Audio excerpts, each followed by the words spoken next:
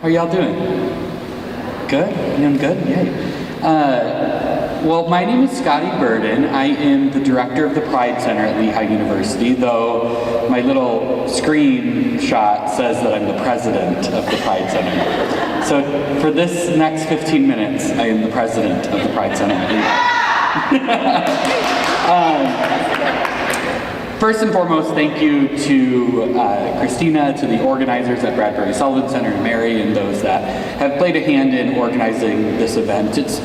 For me, it's events like these that do sustain me and keep me going despite the climate that we're all well aware of right now. But to see things like new announced, like the LGBTQ health minor at Lehigh University in this particular moment, is especially exciting for me. So thank you so much to those that are involved in this critical work. So for the next 15 minutes, I'm going to be talking with you all about what we do in the Pride Center. So this is pretty easy for me. I've been a part of the Lehigh University community for now 9 years, all in the Pride Center. And for my entire time being there, we've made it a commitment to move forward in our work using data-informed practices, and in particular, data-informed decision-making strategies. So I'm going to spend a few minutes talking with you about what we do in the Pride Center, who we are, and how we collect data. We get a little creative, and hopefully you can walk away today with a few strategies that you might want to implement in your efforts as you seek to make more data-informed decisions. Before I move forward, I also want to give a shout out to my colleague Mel, who's somewhere here. Mel is over there, also works in the Pride Center, so thank you so much for everything you do. This work would not be completed without my team. So who are we? The Pride Center at Lehigh University exists to build a more just, equitable world through community building and the pursuit of change. We work to create a world where people of all genders and sexualities are able to thrive as their full, authentic selves. We also have 3 commitments that ground our work. We commit to the belief that all oppressions are interlinked, and that we cannot work towards a world, a liberatory world for LGBTQ communities unless liberation for all marginalized communities is centered. We commit to educating and empowering our campus constituents to develop as change agents who act as intentional allies and advocates for all marginalized communities. And then finally, and this is why I wanted to share these with you today, we commit to excellence by ensuring that the Pride Center's work is theoretically grounded and data-driven. What does this mean? What is data-driven? What's informed decision-making? These are pretty big buzzwords in higher education right now. Data, make data-informed decisions. Do things differently. Make informed decisions, as if I was making uninformed decisions before this. However, I do think it is helpful because there is this emergence of utilizing data as a way to sort of make your case about why our work is important. And in our current climate, I'm going to do everything I can to ensure that I'm centering the importance of our work, and that involves speaking the language that those in power want me to.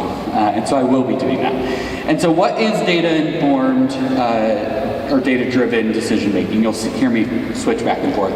Essentially, it's just knowing your why. It's knowing what you are seeking and using data to make that decision, right?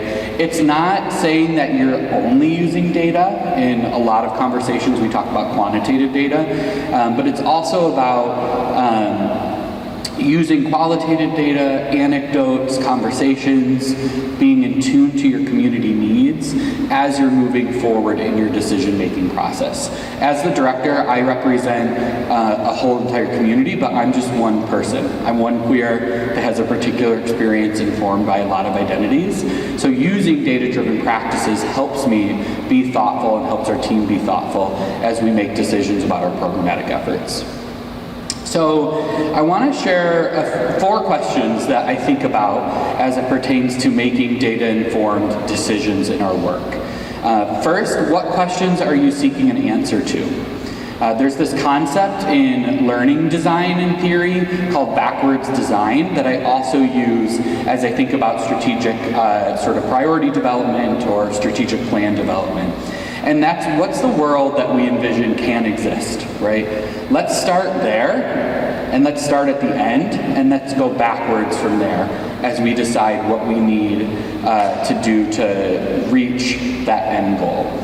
So that's one of the first questions we start with. What is an inclusive campus community? What does an affirming LGBTQ environment for Lehigh look like, right?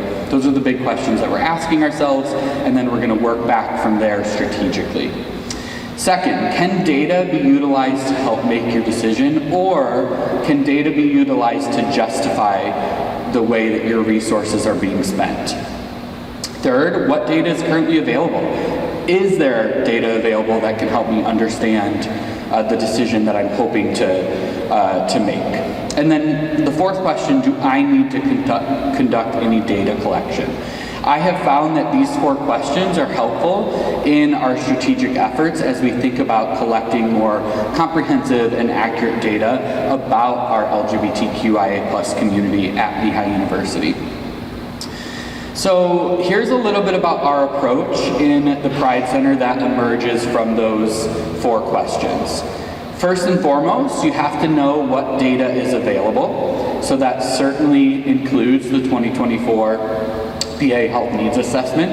That is information that we use quite a bit and have used in the past. What else is available? What isn't available? What questions are colleagues across your institution assessing about their community? Are they asking about queer people in those surveys or in those collection efforts? Two, build relationships. I firmly believe that our work is about relationships. I think as humans, we're wired for community, and so if we are more able to be in relationship across our networks, across our organizations that we work within, that helps us to be able to make more informed decisions. So one example that we do in the Pride Center at Lehigh is each summer we bring together a group of folks across the university and have a summer data day/retreat.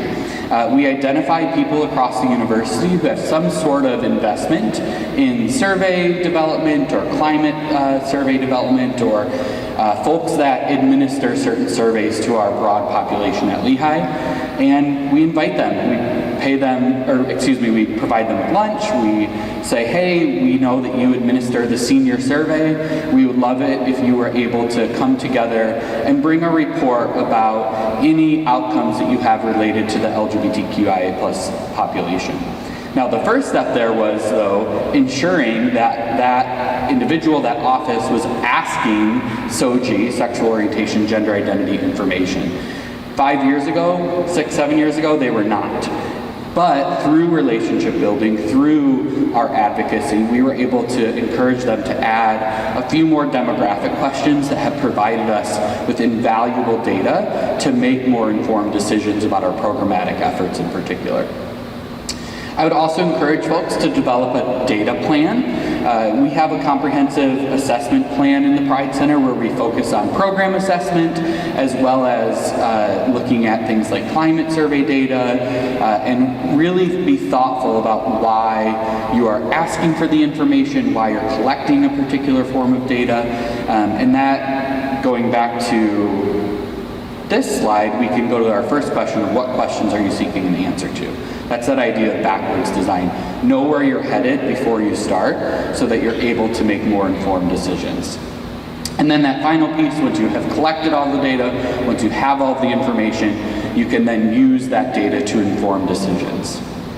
So how do we do that in the Pride Center? So first and foremost, we do an assessment looking at what data is available. So in the national sort of data set, we typically use the GLSEN School Climate Survey. It doesn't touch a ton on college-age, traditionally aged college students, I should say, 18 to 22-year-olds, but there's still really good information about the students that are going to be entering a university or college environment, and you can also do state-by-state snapshots for the GLSEN School Climate Survey. I think they're getting ready to release their most recent collection efforts. Trevor Project has some great data. You heard Admiral Levine share that 40% data related to reducing the rates of sort of adverse mental health outcomes amongst LGBTQ youth if they have just one supportive adult in their life. So that's one example of data that we use from the Trevor Project.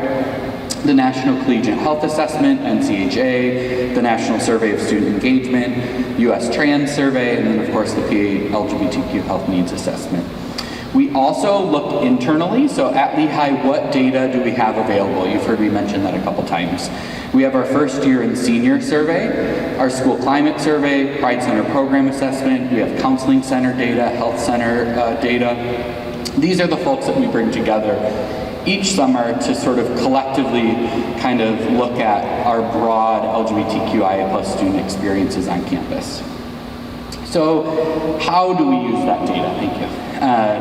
First and foremost, we use data to inform our programmatic decision-making efforts.